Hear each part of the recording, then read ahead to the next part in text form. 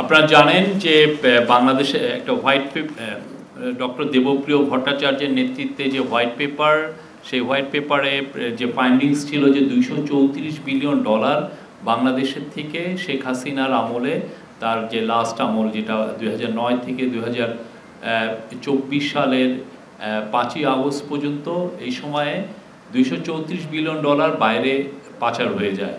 এবং at the same time এর মধ্যে $17 বিলিয়ন ছিল যেটা পাচার হয় হচ্ছে বাংলাদেশের ব্যাংকিং সিস্টেম থেকে। এটা একটা it's a kind of highway robbery. তো এই টাকাটা উদ্ধারের জন্য প্রথম থেকেই ইন্টারিম গভর্নমেন্টের প্রয়াস ছিল, এবং প্রফেসর ইউনূস প্রথম থেকেই বলে আসছেন যে এটা হচ্ছে আমাদের এই গভর্নমেন্টের খুবই একটা টপ প্রায়োরিটি, কারণ এটা বাংলাদেশের মানুষের টাকা এবং এটা যেভাবে হোক আমরা এই টাকাটা ফিরিয়ে আনতে চাচ্ছি। এটা আপনারা জানেন এটা খুবই কাম্বারসাম একটা এফার্ট, এবং বাট আমাদের ফোকাসটা, ইন্টারিম গভর্নমেন্টের ফোকাস প্রথম থেকেই ছিল যে কিভাবে টাকাটা আনা যায়। এবং সেই জন্য সেপ্টেম্বর মাসের 29 তারিখে একটা 11 সদস্য বিশিষ্ট টাস্ক ফোর্স করা হয়, এবং 11 সদস্য বিশিষ্ট টাস্ক ফোর্সের নেতৃত্ব দিচ্ছেন হলো সেন্ট্রাল ব্যাংকের গভর্নর, বাংলাদেশ ব্যাংকের গভর্নর আহসান এইচ মনসুর। তো এই টাস্ক ফোর্স এবং অন্যান্য যারা এজেন্সি, অন্যান্য গভর্নমেন্টের প্রতিষ্ঠান, তারা কতটুকু কি করছেন এই টাকাটা ফেরত আনার জন্য, এইটার প্রোগ্রেসটা কতটুকু, সেটার উপরে আজকে একটা বড় মিটিং হয়। এই বড় মিটিংয়ের নেতৃত্ব দিয়েছেন স্বয়ং চিফ অ্যাডভাইজার নিজে, এবং সেখানে আমাদের ফিনান্স অ্যাডভাইজার সালেউদ্দিন আহমেদ, আমাদের আইন adviser doctor Asif Nazrul, central ব্যাংকের গভর্নর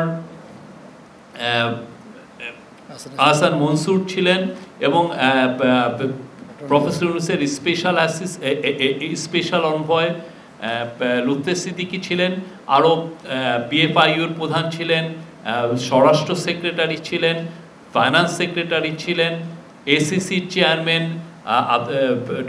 আব্দুল মোমেন ছিলেন, এবং আরও যারা এইটার সাথে জড়িত সবাই ছিলেন।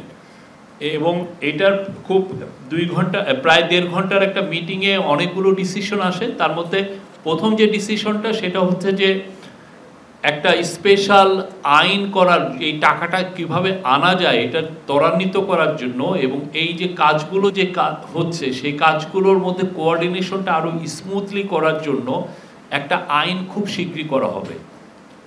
এই আইনটা হয়তো আপনারা এই আগামী সপ্তাহের মধ্যে এই আইনটা আপনারা দেখবেন।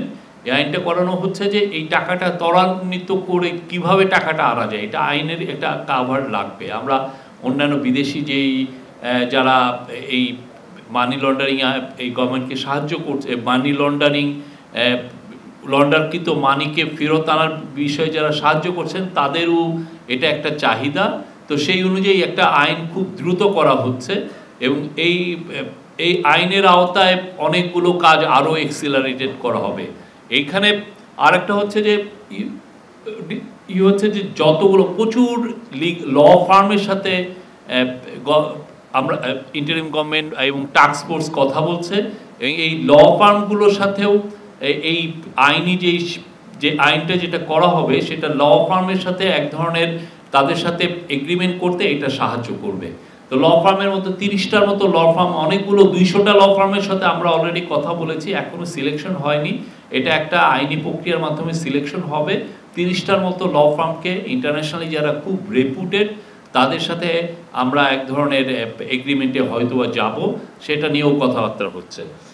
আর প্রফেসর ইউনূস মিটিংয়ে বারবার তাকাতে দিয়েছেন যে যত দ্রুত করা যায় এবং সর্বোচ্চ এফোর্ট দিতে বলেছেন।